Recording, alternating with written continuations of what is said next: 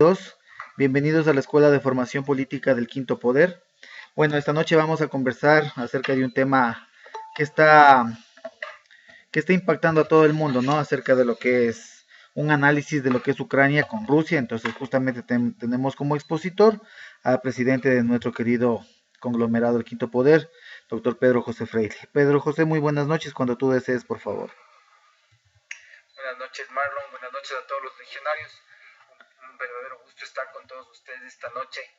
Quiero agradecerles por su tiempo y recordarles que después de este taller que vamos a tener entre nosotros, vamos a hacer una presentación también en Facebook Live para compartir un poco con el público en general de una manera un poco abierta un par de posiciones ya en la cultura política que queremos que lleguen al gobierno nacional. Permítanos. Bueno, hasta mientras, para recordarles que estamos en YouTube, ¿no? ¿Sí está bien el sonido ahí? Sí se te escucha. Gracias. Okay. Bueno, ¿tú querías recordar algo a todos antes de echarme las palabras, Marlon? Ya, listo para recordarles a todos que estamos en TikTok como Quinto Poder, que estamos igual en las páginas de Facebook como Quinto Poder Azuay, Quinto Poder Bolívar, Quinto Poder Chimborazo, Pichincha, Galápagos, Imbabura, bueno, todas las provincias del país, y estamos en YouTube como la Escuela de Formación Política del Quinto Poder. Ahí sí, Pedro, por favor, continúa. Gracias, Marlon. Bueno, para ubicarnos un poco en lo que está pasando, de hecho vamos a partir de una definición de lo que vemos ahora en la televisión, de lo que vemos en las redes sociales, en el entorno de Rusia y Ucrania, como un conflicto global. De hecho, de lo que vamos a hablar hoy más tarde es un poco de cuáles son las medidas de prevención, digamos así, ya concurrentes de acción que deberíamos como ecuatorianos empezar a pensar. No digo implementar de manera directa, sino empezar a pensar y discutir entre nosotros para que al momento en que tengamos que respaldar la postura de nuestro gobierno, de hecho no tengamos dudas de por qué asumimos determinadas posiciones en el entorno geopolítico global. Primero que nada, todos tenemos una noción de lo que puede ser una guerra, tenemos una imagen que tenemos concebida de historias, de cuentos, de la manera en la que nuestros padres nos hablaron a veces de lo que puede ser una guerra. O damos por sentado, evidentemente, lo que puede ser un conflicto. Pero ¿qué es realmente un conflicto? Les invito a que reflexionen un instante sobre eso. A veces decimos, estoy en conflicto conmigo mismo, o tengo un conflicto con mi empleador, con mi profesor, con mi pareja, con mi vecino. Tengo un conflicto. ¿Qué es un conflicto? Un conflicto es en esencia una disputa. Los abogados, de una u otra manera, gran parte de nuestro oficio, lo dedicamos a ayudar a procesar disputas entre personas. Disputas quieren decir diferencias, discrepancias, desigualdades, pueden ser de criterio, pueden ser de intereses, pueden ser de opiniones. Hay un proceso de contradicción entre distintos intereses. Ese proceso de contradicción que no puede procesarse de una manera natural, de una manera espontánea, sin necesidad de la conciencia de las partes que forman parte de esa discrepancia, de esa disputa, es un conflicto. Ese conflicto eventualmente puede procesarse a través de un diálogo, a través de un debate, a través de una mesa de discusión, a través de poner en manos de un tercero la resolución de la disputa, de poner en manos de un tercero la resolución de la discrepancia. Esas entidades, esas posibilidades de mediación, de que un tercero ayude a arreglar el problema que existe entre dos, se llama composición. La composición es hacer que las partes en disputa, las partes en discrepancia, se acerquen, a veces dialoguen, a veces escuchen criterios de terceros, conozcan de elementos técnicos y encuentren una manera de diluir la discrepancia, procesar la discrepancia, componer los ánimos. Por eso se habla de composición. Ahora, hay intereses como los políticos que muchas veces en el proceso de imponer unos sobre otros ocasionan un conflicto, una discrepancia discrepancia que va más allá de la posibilidad de conversar, que va más allá de la posibilidad de que un tercero aporte una solución a la diferencia. Y a veces esos intereses son tan grandes que llevan a que los pueblos, llegan a que las naciones, llegan a que los estados utilicen la última razón, la fuerza, para imponerse en el ánimo de no solamente lograr una composición, sino de lograr que efectivamente venza su interés sobre el otro. La guerra, en ese sentido, es la forma de conflicto más exacerbada, más profunda, más descarnada, la que busca la composición a través del uso de la fuerza organizada a través del Estado. Acuérdense de ustedes, lo hemos hablado en muchos de los talleres que hemos tenido, solo el Estado tiene el monopolio de la fuerza y estamos hablando ahí del orden interno, cuando hablamos de que es necesario el uso de la fuerza para procesar a veces lo que no son solo diferencias, sino transgresiones al orden y que demandan de la presencia del Estado para poner en cintura a quienes de hecho normalmente utilizan además la violencia para contrarrestar el orden. Pero cuando son dos estados, son dos naciones las que se encuentran en este modo de disputa, en este modo de discrepancia, muchas veces las cosas no se solucionan a través de la composición. La composición entre los estados funciona a través de los cuerpos diplomáticos. Los diplomáticos son personas que son expertas en entender las relaciones entre los estados y además son expertos en representarlos y son además expertos en tratar a toda costa de utilizar sus oficios para evitar el uso de la fuerza, para evitar efectivamente la guerra. Cuando la diplomacia no funciona, la última razón se pone sobre la mesa y entonces funciona la guerra.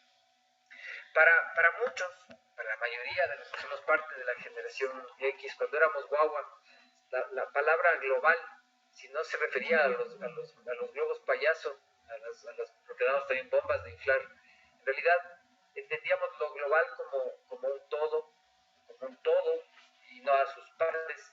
Entendíamos globalmente una situación cuando indistintamente de los componentes del problema era todo el problema lo importante, era global. Hablábamos cuando entendíamos de algo global un concepto de mundo entero. Pero cuando aparece la globalización dentro de los procesos políticos que configuran o están configurando el mundo del presente y del futuro, cuando somos todos parte de lo que se llama la aldea global, en donde aparentemente, más allá de nuestras propias costumbres étnicas, alimenticias, nuestro propio folclore, nuestras propias creencias o el tiempo que habitamos de manera organizada el territorio en donde vivimos, hay muchas cosas que a través de usos, costumbres y convenciones universales nos hacen más parecidos. Probablemente el concepto que tiene de hospital un niño en Bangladesh es muy parecido al concepto de hospital que tiene un niño en Guayaquil, o en Lima, o en Río de Janeiro, o en Vancouver. Todos esperamos que el edificio, más o menos de un hospital, sea una construcción sólida, en donde dentro hay médicos y enfermeras y probablemente quirófanos y habitaciones en donde se atiende a enfermos.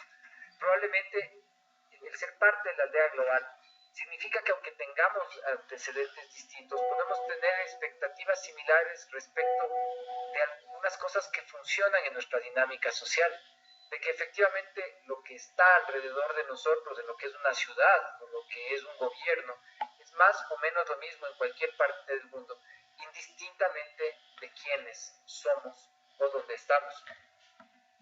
Visto de esta manera, en realidad lo que pasa hoy en Ucrania no está tan lejos de nosotros, está mucho más cerca del Ecuador de lo que estaba Polonia cuando empezó la Segunda Guerra Mundial, está mucho más cerca de nosotros de lo que podían estar los imperios amarillo y rojo cuando las primeras guerras entre imperios en la China sucedían entre ellos. El ser parte de la aldea global, aunque de pronto desde Ucrania muy pocos ubiquen dónde está el Ecuador, ahora muchos en el Ecuador sabemos dónde está Ucrania y tenemos una idea de pronto de lo que pueden hablar o de lo que pueden sentir las personas en conflicto. La mayoría de personas alrededor del mundo sabe quién es Vladimir Putin, aunque la mayoría de personas en el mundo a estas instancias de la historia, en este lado del mundo, no entienda cuál es la diferencia entre Rusia, la Federación Rusa, la URSS, la Rus de Kiev o la Rus de Moscova. Y les estoy hablando de 4 tiempos de la historia absolutamente diferentes, de territorios que hoy siguen siendo exactamente los mismos. con diferencias culturales, con diferencias jurídicas, con diferencias de alianzas políticas, pero que corresponden a un mismo territorio, como cuando hablamos para la ficción o para la verdad histórica de la Real Audiencia de Quito o de la Capitanía del Perú, o hablamos del Tahuantinsuyo, o hablamos de la República del Ecuador. En realidad, en cada uno de esos formatos seguimos hablando del mismo territorio. Y la Federación de Rusia, desde el nombre oficial de Rusia, y Ucrania, sin duda han sido a lo largo de la historia parte de territorios similares, parte de procesos políticos similares, parte de procesos económicos similares, en muchos momentos distintos de la historia. Sin embargo, la perspectiva con la cual la guerra de imposición de Rusia sobre Ucrania se está llevando a cabo en estos momentos quiere contarnos una historia que es distinta de la historia universal. Quiere decirnos que Ucrania es básicamente el producto de la imaginación de unos locos que dieron al traste con el proceso político de la Unión Soviética, y que realmente en esos territorios hay una elaboración fruto de la política de lo que podríamos llamar entre comillas de Occidente, que está destinada ahí a disminuir el verdadero poder de Rusia. Solo como referencia histórica, Kiev fue una ciudad organizada casi 2000 años antes que Moscú, y la Rus de Kiev fue un imperio mucho antes de que los primeros habitantes de Moscú tuvieran una plaza central, un regente, un alcalde, para ponerlo de otra manera. En realidad, lo que vemos frente a nosotros es un momento en la historia que la humanidad ha vivido ya varias veces, y que hoy llega más cerca a nosotros porque se trata de un conflicto global. Un conflicto global que está destinado, sí, por un lado, a solventar una guerra sobre hidrocarburos. Tal vez estamos viendo nosotros la última guerra del petróleo y la última guerra del gas que tengamos que ver como humanidad. Ojalá sea así. O tal vez estamos viendo frente a nosotros también el surgimiento de un nuevo orden mundial. Desde hace meses, si no son años, hemos estado hablando de que efectivamente el tiempo que nos toca vivir a nosotros es uno privilegiado desde el punto de vista de todos los elementos de riqueza histórica, porque entre nosotros probablemente hay jóvenes que serán tan importantes como los más brillantes genios de la época del Renacimiento. Y sí, hablamos, y sin querer ser profetas ni nada por el estilo, de que efectivamente posiciones geopolíticas como las que plantea el señor Putin, sobre quien de hecho ustedes pueden ver en mi Facebook personal, hemos hablado desde hace más o menos 4 años, iban a desencadenar en una crisis de seguridad sobre Europa y el resto del mundo como la que vemos hoy. El hecho de que Putin de una u otra manera quiera asegurarse su supervivencia dentro de Rusia, que eso está pasando, porque es un régimen en declive, que está orquestado básicamente más que por un sentimiento nacional, por una oligarquía organizada alrededor de actividades ilegales, que se denominan a sí mismos los nuevos rusos. Está tratando siempre de mantener no una expansión de un modelo político, sino de unas relaciones comerciales. Fíjense ustedes cómo un gobierno, que de hecho es de no solamente tono conservador en más de la mitad de los temas que contiene el discurso del señor Putin, sino que además trata de reconstruir estas ficciones históricas como que Ucrania no existe, pero al mismo tiempo les dice nazis a los ucranianos. Se asocia con tipos como el dictador Maduro en Venezuela, o el dictador Ortega en Nicaragua, o con todos los procesos que orquestan efectivamente el populismo muy bien organizado alrededor del socialismo del siglo XXI. De nuevo, nuestra crítica a esos procesos no es antigua, y el señalamiento que hemos hecho de manera consistente durante los últimos años alrededor de quien se ha convertido en un orquestador de estos procesos, el señor Putin, es el mismo de siempre. Lo único que vemos frente a nosotros es lo que hemos anticipado. Y valga señalar sobre lo que hemos anticipado. Anticipamos el año pasado, durante la campaña presidencial, que los precios del petróleo iban a llegar por encima de los $100 a estas alturas. Hoy estamos cerca de 105, creo que llegamos en la mañana, y dijimos que iba a tener esto que ver efectivamente con la posición geopolítica de Rusia. Y esto se está cumpliendo. Ahora, habiendo anticipado esto, no simplemente estamos aquí para sacar pecho de lo que pudimos entender, que no somos los únicos en el mundo que lo hicieron. varios cientistas sociales, económicos, abogados, gente de empresa anticipando las variables económicas que podía ver afectada la economía mundial, ya lo dijeron hace tiempo. Lo interesante desde el punto en donde estamos es empezar a pensar qué viene en los meses siguientes. ¿Qué es lo que debemos empezar a pensar por nosotros mismos como Ecuador? ¿En verdad somos testigos o vamos a ser partícipes de un conflicto global? ¿Y a qué debemos apostar en ese conflicto global? No solamente por nuestro instinto de conservación, sino por primera vez en la historia, y es la invitación que debemos hacerle a nuestra nación, la de entender que la guerra es un proceso político en donde hay ganadores y hay perdedores, y como responsables de nuestro país no tenemos opción sino ser ganadores. Nosotros tenemos que ganar en este conflicto, más allá de que ganen los principios de humanidad, paz y sana convivencia que siempre debemos promover. Lo que hay allá afuera es un conflicto global, en donde se definirán ganadores y perdedores. El Ecuador, por entrar tarde a la Segunda Guerra Mundial, ganó la guerra con los aliados y perdió la mitad de su territorio. ¿Queremos lo mismo en la circunstancia actual? El Ecuador, como cualquier país del mundo, debe tomar partido.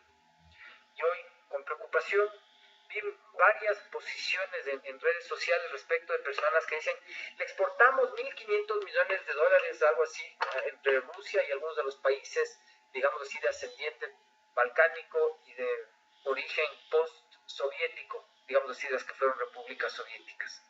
Y la preocupación es, si opinamos algo en contra de Putin, ¿será que después nos quieren comprar algo?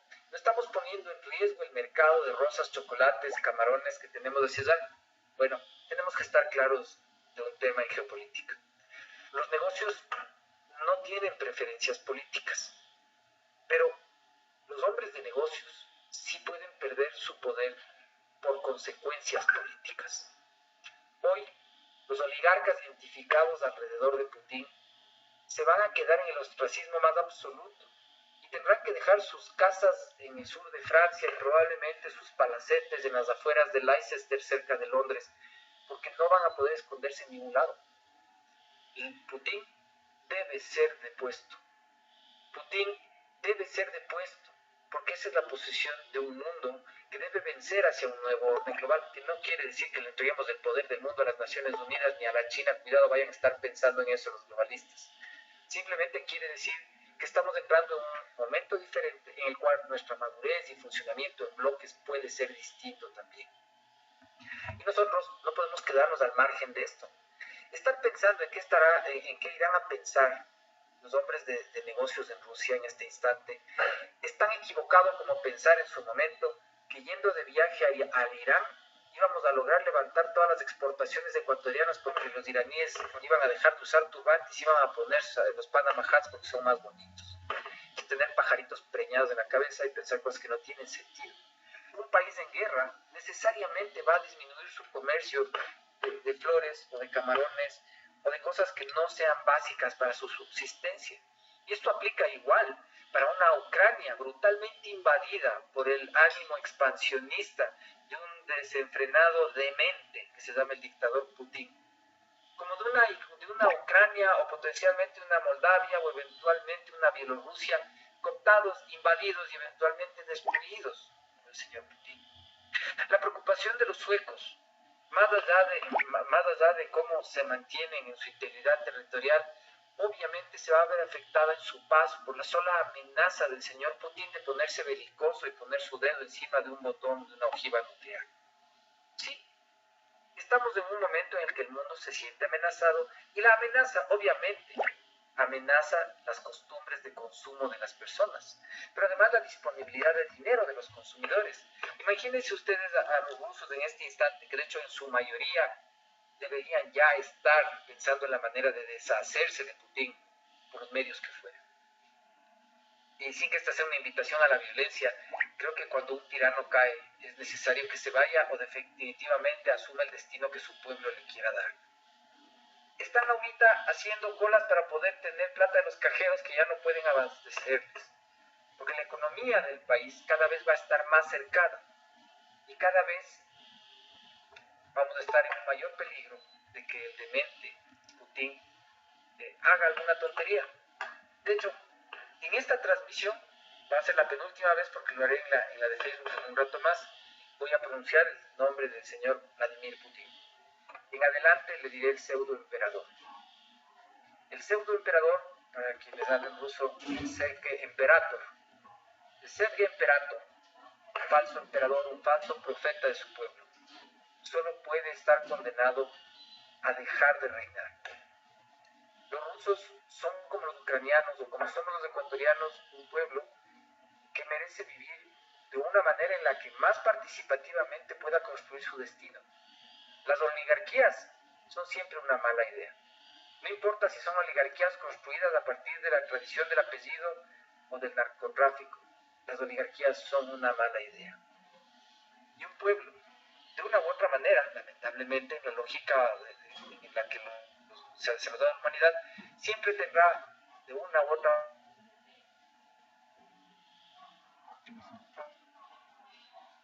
que algún día ojalá lo vayamos a superar. Problemas sociales. El problema es que sobre las clases sociales existe una gavilla en el poder. 3 o 4 personas que deciden sobre el destino de los demás sin necesidad de aplicar la mínima ética en cualquiera de sus decisiones, porque se convierten en un poder omnímodo, un poder invisible detrás de un dictador supremo, como es Vladimir Putin. El Ecuador, de nuevo, tiene que visualizar que eso que hoy estamos vendiendo y que vamos a dejar de vender, tiene que encontrar otros mercados. Pero además tenemos que empezar a visualizar las posibilidades de que la resolución, de la composición del conflicto, se demore o salga mal. Solo imagínense ustedes que viven en Guarata, que de un día para el otro 50.000 personas tuvieran que irse de Guarata. Se queda vacío, ¿no es cierto?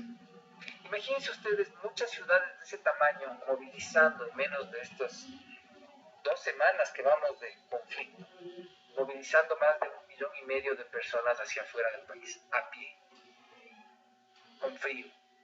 Mientras la mitad de la familia tiene que quedarse a tratar de defenderse de unos invasores que viven mejor equipados, más motivados y de hecho con derecho a llevarse el botín, en carne o en especie, que pueden levantar un botín de guerra en lo que encuentren a su paso, violar a quien se cruce o matar si les da la gana, porque vienen amparados por la palabra de un dictador, de un ser de emperador, que está ahí para demostrarnos que lo peor de la humanidad todavía no ha pasado, lo que nos convoca a pensar que lo mejor de nuestra humanidad puede estar por llegar ahora, si entendemos la oportunidad que nos trae la guerra. Toda crisis implica oportunidad, y mientras más alto es el riesgo en la crisis, más alto el beneficio que se obtiene. El Ecuador no puede sufrir por lo que dejamos de exportar ahora, porque de todas maneras no nos van a poder comprar. Y tenemos que empezar a visualizar las posibilidades que nos trae el futuro de esta vida. Imaginen ustedes las personas que van a tener que migrar desde Europa hacia afuera, porque la presión demográfica de los que van a pasarse de los países que eran soviéticos hacia Europa va a provocar guerras raciales, guerras religiosas, insubsistencia de servicios de salud, porque tenemos gente que sigue migrando de Medio Oriente, pero ahora vamos a tener gente migrando de Euroasia, del corazón de Asia, donde están los rusos, y esperen que todavía no se ha añadido al conflicto China. Bueno, China probablemente tiene una posición especial en este conflicto, y es que si el señor Xi no es muy avaricioso, no es muy ambicioso, puede ganar esta guerra sin necesidad de pelear.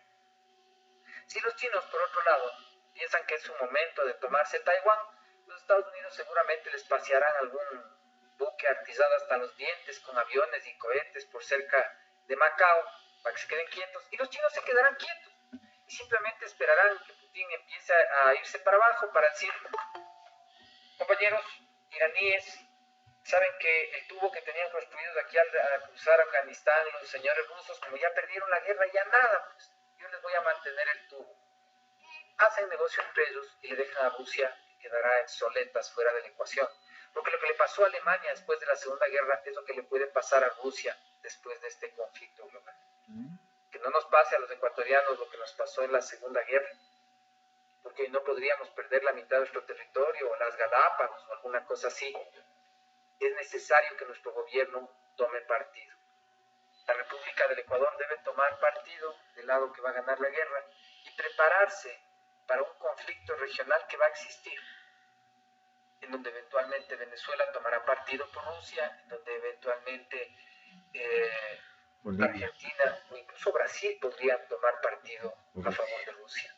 Y si alguien se pregunta cómo podría ser posible que Brasil tome partido a favor de Rusia si Venezuela toma partido a favor de Rusia, el tema no es tan complicado. Vladimir Putin no es un hombre de izquierda, nunca fue un hombre de izquierda, nunca será un hombre de izquierda, como no es Bolsonaro, no ha sido un hombre de izquierda, no es un hombre de izquierda y nunca será un hombre de izquierda. Y de hecho, tienen, si ustedes escuchan sus discursos, muchos parecidos. Pero también el señor Maduro, porque lo que tienen en común no es la izquierda o la derecha, lo que tienen en común es el autoritarismo, lo que tienen en común es el populismo de dádivas, es el populismo de la amenaza a quienes puedan oponerse, es el control de los medios de comunicación, es la democracia con la pistola en la mano que organiza a la población en milicia y que no tiene la vergüenza mínima de decir que lucha contra la pobreza mientras es capaz de hacer campañas militares sobre otros países para que proliferen. Siento que tenemos una misión humana que cumplir. Cuando Putin probablemente y alguien en el entorno de él planificó la toma de Ucrania, porque lo que estamos viendo es una guerra de invasión que probablemente termine con la toma de todo el territorio ucraniano. Eso es algo muy posible que suceda. Puede ser que los rusos ganen todas las batallas, pero jamás van a poder ganar el corazón de una nación. Y del conflicto en el que vivimos, dentro de esta aldea global, de este mundo que parece conectado y dependiente absolutamente el uno del otro, lo más valioso que podemos ver el día de hoy es como lo más serio, el pensamiento más serio en lo político de nuestro mundo viene de la boca de un comediante. ¿Sí? El presidente de Ucrania, para los que no sepan, es un stand-up comedian, es un comediante de profesión, pero realmente un tipo que ha tomado con tanta seriedad su misión presidencial, que no hace más que convocar y motivar los mejores sentimientos alrededor de lo que es el verdadero liderazgo de una nación. Cuando ustedes ven todas esas historias de padres de familia o de madres de familia que están dispuestos a dejar que sus familias se vayan para hacer una vida, pero ellos están dispuestos a quedarse para salvar a su nación. Hay un mensaje detrás de toda la basura que nos dicen sobre el mundo global nuestros amigos de Naciones Unidas, y es que una nación vale más en los valores de un ser humano que la idea de estar todos formando parte de la aldea global. Sí, la aldea global es un bonito concepto y ojalá caminemos todos hacia allá sabiendo cómo tenemos que cuidar el medio ambiente, qué cosas no explotar y cómo ayudarnos unos a otros para acabar con la vulnerabilidad en nuestra salud o en nuestra educación a nivel global. Sí, pero la aldea global nunca nos va a quitar identidad.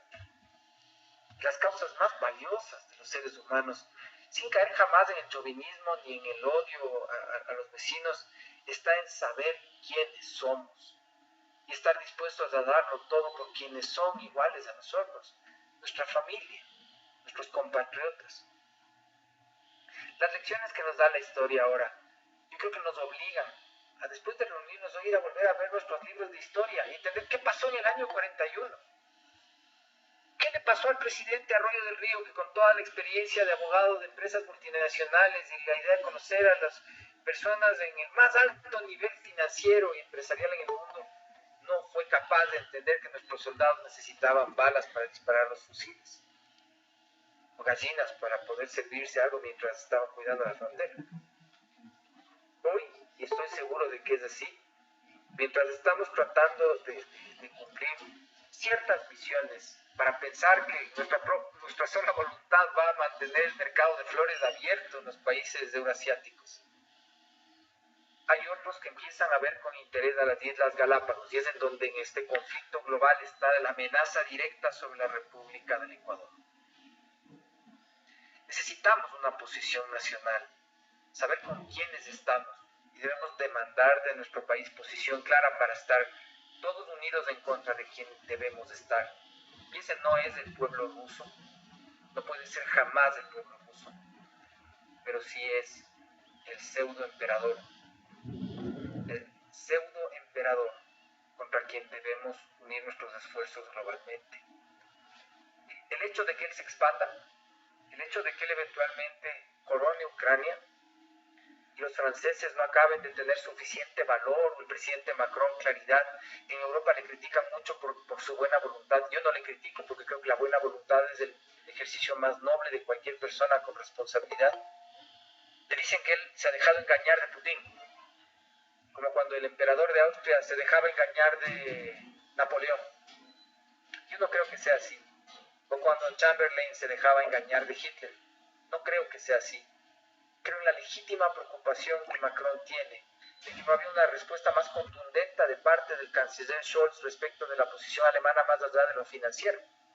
Alemania, felizmente, ha plegado a favor del uso de sus fuerzas militares en caso de necesidad, incluso con fuerza bélica y no solamente como fuerza de paz.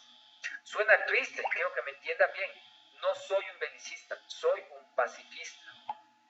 Pero debemos entender todos que ser pacifistas no implica ser apaciguados, implica evitar el uso de la fuerza a costa de todo, mientras sea posible.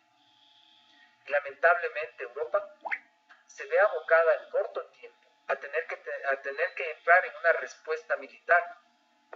Y probablemente, además, si Ucrania forma parte del territorio de la Unión Europea, frente a nosotros entonces existe ya un conflicto global que podemos llamar una guerra, al menos continental en Europa. Esa, con las consecuencias que trae hacia el Ecuador, implica que nosotros visualicemos cómo podemos colaborar, además de estar en contra de Sergei Imperator. ¿Cómo podemos ayudar? No les recomiendo a ninguno de ustedes, más allá de que las posibilidades están completamente abiertas para integrar la legión extranjera, los que quieran ir a pelear contra Putin en Ucrania. Hay vacantes abiertas para todos los que estén interesados. Especialmente están buscando ingenieros con conocimiento de manejo de redes, con personas que tengan, y de hecho preferiblemente lenguas bálticas, al menos alemán, que puedan colaborar allá, porque mucha gente ya no habla ni inglés ni español, pero algunos hablan alemán, otros hablan ruso, por ahí algunos hablan finlandés de pronto. Si hablan ucraniano seríamos más útiles todavía, pero como país sí tenemos que empezar a visualizar qué es lo que podemos hacer para ayudar a quienes luchan contra Putin y para ayudarnos a nosotros mismos en la oportunidad que eventualmente puede significar inclusive, Dios no quiera, pero yo sí siento que va a ser así, una gran migración de habitantes de Europa hacia Latinoamérica.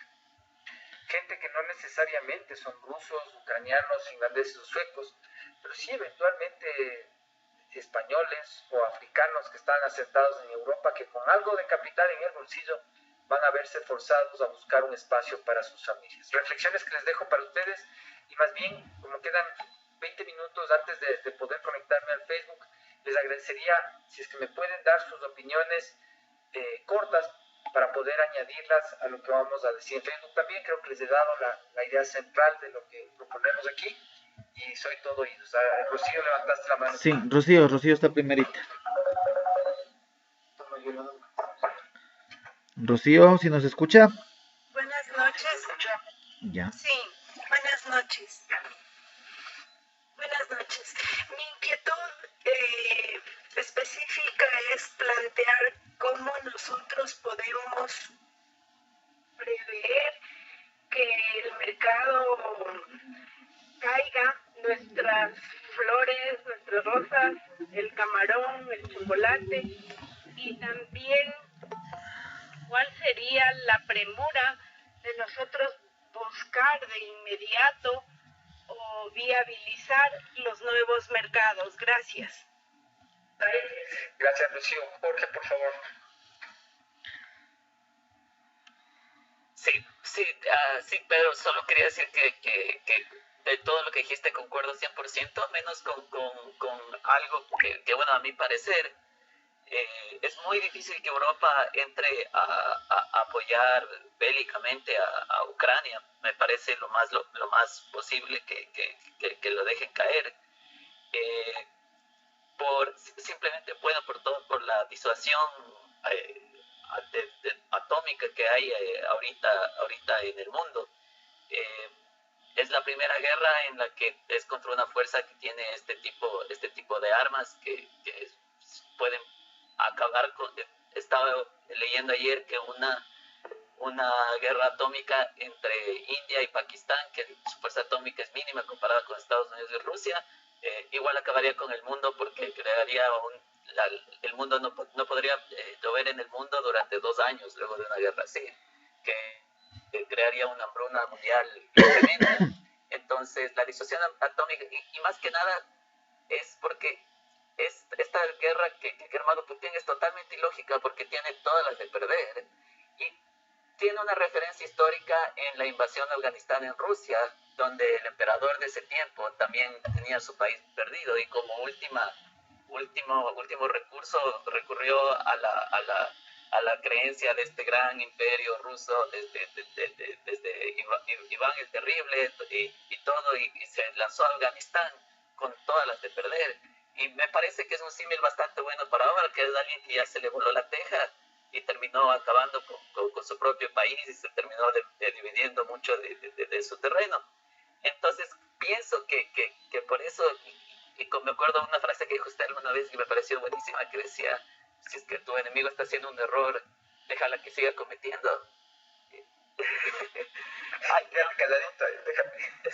Exacto, y aunque suene feo, o sea, pero me parece que no va a haber un cambio de postura, no va a haber una incursión militar por parte de Occidente a ayudar a Ucrania militarmente, simplemente y también otra cosa tal vez que puedo traer es que la presión que se genera sobre todos los amigos de Putin, todos los ¿cómo le llaman? Los que se roban, rusos o los oligarcas.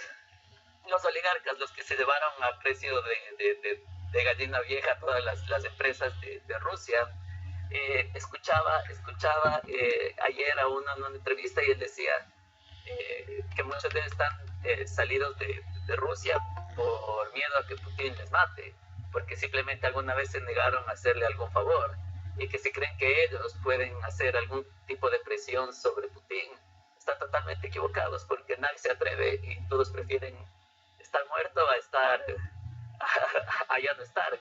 Entonces es complicado el tema, es súper complicado, pero solo quería traer a eso de todo lo que dijo. Lo único que me pareció que traía a colación como una opción que pase a futuro, por mi parte lo veo muy complicado. Creo que el tema de actuar era mucho antes, cuando había 100.000 tropas. Tal vez hubiera sido bueno apoyar a Ucrania antes de que invada Rusia con todo, pero ahora me parece que es un poco tarde. Bueno, eso quería decir, no robo. Gracias, Jorge. De hecho, lo voy a tomar muy en cuenta para el análisis después de un rato. José, Mito, pero darás de corto, verás que tenemos ya mismo, nos toca conectarnos en el otro. Dale, José. Bueno, a ver, comenzando por algo, definamos el tema del comunismo, porque hace un tiempo atrás se quedó que el comunismo no existe, porque a la final no hay país comunista. China es solo comunista en papel y porque los medios lo dicen así. Yo cuando comencé a formarme, fui parte de JR y un poco todos devolviendo en tiempos de joven loco que uno era, y todo se reducía en algo tan simple como decían, hoy el pueblo, mañana el pueblo, pasado el pueblo y por sobre todo las cosas del pueblo. ¿Cuál de todos esos países comunistas hace eso? Comenzando por ese lado. Ya segundo, tomando en cuenta lo que decía el compañero que acaba de pasar. Por ejemplo, aquí no tenemos a Putin y sus oligarcas y se están llevando el país en peso. Están vendiendo las empresas estatales o recursos estatales a precio de gallina con peste y nadie dice nada. Todo el mundo está feliz de la vida y apoyando las iniciativas público-privadas, que lo que hizo el Estado lo va a administrar el privado y se va a llevar las ganancias como bueno porque a nosotros no nos sirve. ¿Todo por qué? Porque supuestamente el privado le va mejor y de ley que le va a ir mejor con este tipo de empresas. Ya, segundo, por ejemplo, tomando en cuenta el tema de Ucrania, ¿dónde quedaron los ataques al Donbass, que básicamente hoy en día fue el pretexto del inicio del conflicto? Porque ahí se agarró. Aparte del tema de que la OTAN no respetó acuerdos de Minsk y comenzó a expandirse, nada les costaba respetar y a Ucrania mantenerse en el bendito acuerdo. Una persona con 2 dedos de frente simplemente dice 2 cosas. O yo respeto lo que yo firmé, o me voy en contra de alguien con el que yo no puedo ganar. Y además era más que visto. El presidente de Ucrania estaba envalentonado porque estaba supuestamente con el apoyo de Estados Unidos, el típico echa gasolina al fuego de toda la vida, y la Unión Europea, que cuando comenzó el relajo, ¿qué hicieron? Salieron corriendo, lo dejaron botado, y por eso y medio salía llorando prácticamente diciendo que lo dejaron botado. ¿Fue o no fue así? Nada les costaba mantener simplemente el tema de tratados y se evitaban todo ese problema, y si les atacaba Rusia eran unas víctimas a ojos de todo mundo, porque no, pues nadie puede decir, bueno, este violó el acuerdo o lo que sea y por eso lo atacamos.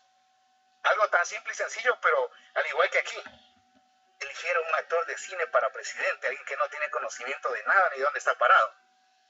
Por eso ustedes ven esas fotitos para póster bonitas que capaz de pegarla para una película. Porque yo les garantizo que el tipo está escondido en algún lugar, viendo, comiendo, pegándose su buena comida, mirando cómo se mata el resto de la gente y llamando a la población civil a salir a pelear la guerra. Que por cierto, por lo menos Rusia está respetando la parte esa de atacar objetivos militares. En todos los videos que he visto, porque si ves por Telegram, que es donde no hay restricciones, sabiendo buscar, usted ve que básicamente separa a la gente en medio. Los rusos no hacen como cuando fueron los Estados Unidos a repartir salvación y paz por el mundo, que a ellos no les importaba nada y botaban bombas sin pena ni remordimiento alguno.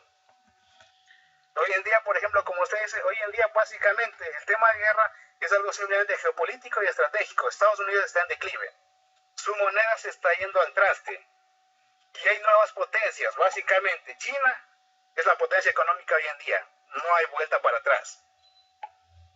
Rusia básicamente no tenía deudas y a raíz de la última sanción Rusia estaba comprando lo que era oro.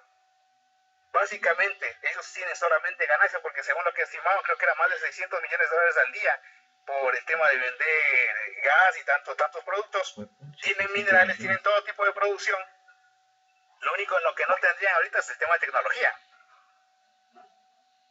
Así que básicamente por ese lado Rusia estaba preparado y como que se agarraron al mal menor. Y si Irán sigue vivo hasta ahorita, pues Rusia no va a morir.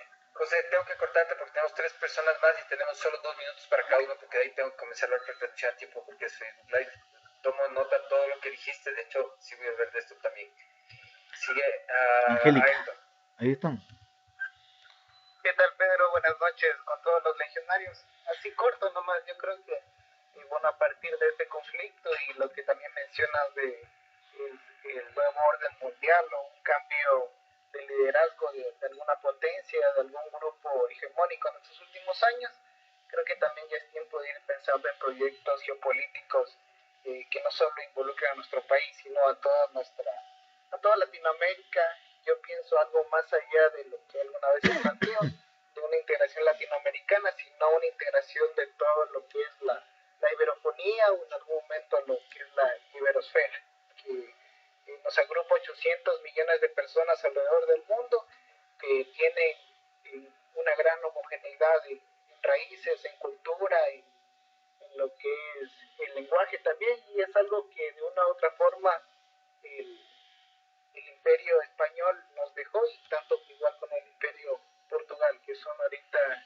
algunos residuos de esos años que podemos utilizarlos para una estrategia geopolítica a largo plazo. Eso nomás, Pedro. Excelente, Ayrton. También voy a tomar en cuenta cada una de las cosas que tú has aportado ahorita. Angélica, dale por favor, dale cortito, igual verás que te viven. Hola, ¿cómo estás? Y al último, Jorge, te puedes hablar. Sí, ¿cómo están, compañeros? Sí, Pedro, igual, muy corto. Bueno, mi posición al frente de todo lo que acabas de decir, de algunas situaciones que han pasado y también que he vivido de cerca, no porque he estado allá, sino porque he tenido contacto con personas que están en ese momento allá sufriendo la realidad.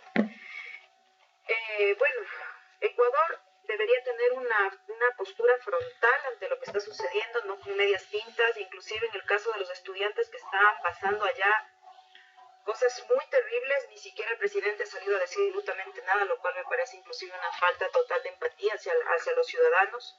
A través de su canciller ha hablado, ha dicho situaciones que el Estado piensa, pero realmente como país creo que el líder, el presidente, debe salir y tener una postura frontal, sobre todo por el peligro que tú comentaste, que seguramente el gobierno, no sé si no sabe, se hace el tonto o cree que no puede pasar, que le miren con ojos estratégicos de las Islas Galápagos debido a todo lo que en la historia se ha venido dando. Galápagos es un sitio estratégico para poner ojos sobre todo lo que es el Pacífico y el Canal de Panamá. Esto nos va a traer muchas complicaciones porque Galápagos Galápagos es la cara del Ecuador en la parte turística. La gente de Europa y de Estados Unidos principalmente va a Galápagos. Es las dos fuentes de ingreso turístico más importante que tienen las Islas Galápagos. Y recordemos que según el Observatorio de Turismo, antes de la pandemia, el turismo era la primera fuente de ingreso desde Galápagos. Galápagos era la primera fuente de ingreso por turismo en el Ecuador. Ahora, nuestra realidad actual, como lo decía Ayrton, y comparto eso, como país y como sociedad creo que tenemos mucho que impulsar este tema de integración, porque yo siento que el Ecuador está solo, entonces creo que generando una integración latinoamericana, regional, no solamente ideológica como en algún momento se creó, sino de todas las formas podemos tener mucha más fuerza inclusive de opinión y de liderazgo mundial. Yo en lo personal me siento con preocupación desde la parte del sector turístico, desde la parte de los estudiantes también, porque ahora mismo están regresando, no van a tener en dónde estudiar, los que están saliendo, es un éxodo de estudiantes que están frustrados, sus sueños, que les tocó básicamente echar a la basura 4 años de estudio, y el Ecuador necesita dar las garantías a esas personas para que puedan regresar y saber qué pueden hacer con su vida ahora, porque eso es una cosa real. Lo hablo por mi provincia de Galápagos, allá no tienen universidad, los chicos que están regresando lastimosamente no saben qué es lo que van a hacer, y realmente creo que el país necesita dar una solución y una postura clara sobre lo que está pasando. Pues es lo que podría decir desde mi punto de vista. Interesante. Está silenciado, Pedro. Ahí está, chicos. Jorge, cierra un minuto porque ya tengo que conectarme. Sí, solo un dato que me parecía interesante y que justo usted tocó el tema de Taiwán, y solo quería darle un dato súper breve por lo que no va a invadir a Taiwán y por lo que Estados Unidos saltaría con todo, es porque Taiwán produce el 51% de los microprocesadores a nivel mundial, y Apple, Amazon, los tres compañías más grandes del mundo tienen invertido. Entonces, si es que llega a topar China-Taiwán, se acaba. Y los microprocesadores hoy son más cotizados que el petróleo, el oro, y y es un recurso súper limitado. Hay contados lugares donde está el microprocesador. Claro, los gringos no van a dejarse nunca. Ok, chicos, por favor, conectémonos en el Facebook. Ayudarán a compartir, por favor. Excelente. Gracias, Entonces nos vemos en Facebook Live con todos. Una buena noche y ya les paso la grabación. Chau, chau.